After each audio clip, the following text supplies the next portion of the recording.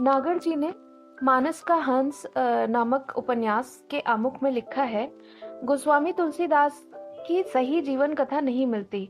यूं कहने को तो रघुवर दास, वेणी माधव दास, कृष्ण दत्त मिश्र, अविनाश राय और संत तुलसी साहब के लिखे गोसाई जी के 5 जीवन चरित्र हैं, किंतु विद्वानों के अनुसार वे प्रामाणिक नहीं माने जा सकते। रघुवर दास अपने आप को गोस्वामी जी का शिष्य बतलाते हैं, लेकिन उनके द्वारा प्रणीत तुलसी चरित्र की बातें स्वयं गोस्वामी जी की आत्म कथा परक कविताओं से मेल नहीं खाती। संत वेणी माधव दास लिखित मूल गोसाई चरित्र में गोसाई जी के जन्म, यज्ञोपवीत, विवाह, मानस समाप्ति आदि से संबंधित जो तिथि, वार और संवत दिए गए हैं, वे भी डॉक्टर माता प्रसाद गुप्त और डॉक्टर रामदत्त भारद्वाज की जांच कसौटी पर खरे नहीं उतरते। इसी प्रकार गोस्वामी जी के अन्य जीवन चरित्र भी सच से अधिक झूठ से जड़े हुए हैं, परंतु यह मानते हुए भी कवितावली, हनुमान बाहुक और विनय पत्रिका आदि रचनाओं में तुलसी के संघर्षों भरे जीवन की ऐसी झलक मिलती है कि जिसे नजरअंदाज नहीं किया जा सकता।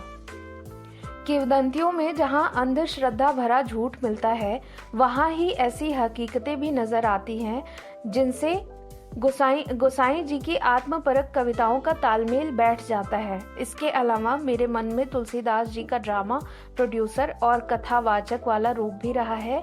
एक दिन बनारस में मित्र मंडली में गोसाई जी के द्वारा आरंभ की गई रामलीला से संबंधित बातें सुनते सुनते एकाएक मेरे मन में प्रश्न उठा कि तुलसी बाबा ने किसी एक स्थान को अपनी रामलीला के लिए न चुनकर पूरे नगर में उसका जाल क्यों फैलाया। कहीं लंका, कहीं राजगद्दी, कहीं नककटैया, अलग अलग मोहल्लों में अलग अलग लीलाएं कराने के पीछे उनका खास उद्देश्य क्या रहा होगा। शौकिया तौर से रंगमंच के प्रति कभी मुझे भी सक्रिय लगाव रहा है।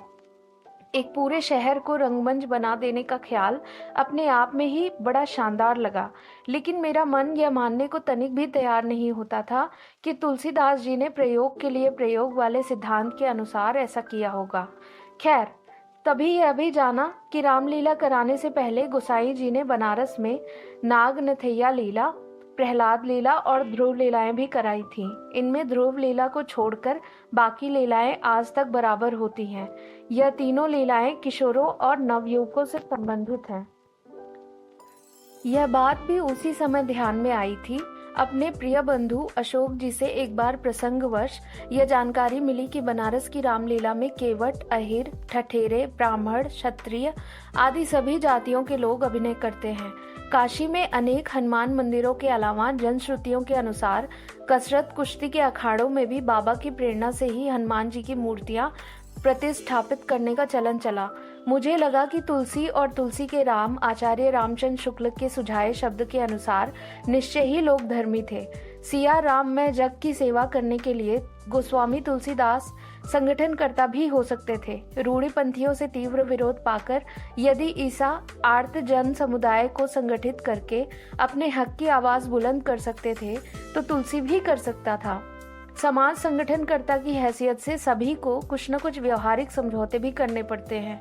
तुलसी और हमारे समय में गांधी जी ने भी वर्णाश्रमियों से कुछ समझौते किए, पर उनके बावजूद इनका जनवादी दृष्टिकोण स्पष्ट है।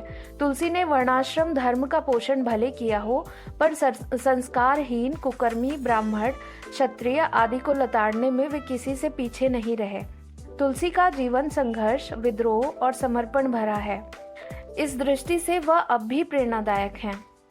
इस उपन्यास को लिखने से पहले मैंने कवितावली और विनय पत्रिका को खास तौर से पढ़ा। विनय पत्रिका में तुलसी के अंतर संघर्ष के ऐसे अनमोल क्षण सजोए हुए हैं कि उनके अनुसार ही तुलसी के मनोव्यक्तित्व का ढांचा खड़ा करना मुझे श्रेयस्कर लगा। रामचरितमानस की पृष्ठभूमि में मानसकार की मनोछवि निहारने में भी मुझे पत्रिका के तुलसी ही से सहायता मिली। कवितावली और हनुमान बाहुक में खास तौर से और दोहावली और गीतावली में कहीं कहीं तुलसी की जीवन झांकी मिलती है। मैंने गोसाई जी से संबंधित अगणित किंवदंतियों में से केवल उन्हीं को अपने उपन्यास के लिए स्वीकारा जो इस मानसिक ढांचे पर चढ़ सकती थी।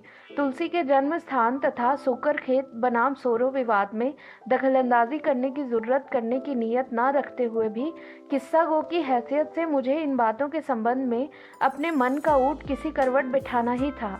चूंकि स्वर्गीय डॉक्टर माता प्रसाद गुप्त और डॉक्टर उदय भानु सिंह के तर्कों से प्रभावित हुआ, इसलिए मैंने राजापुर को ही जन्म स्थान के रूप में चित्रित किया है।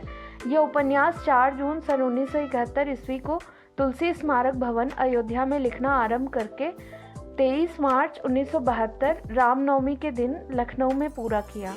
29 अगस्त 1972 अमृतलाल नागर।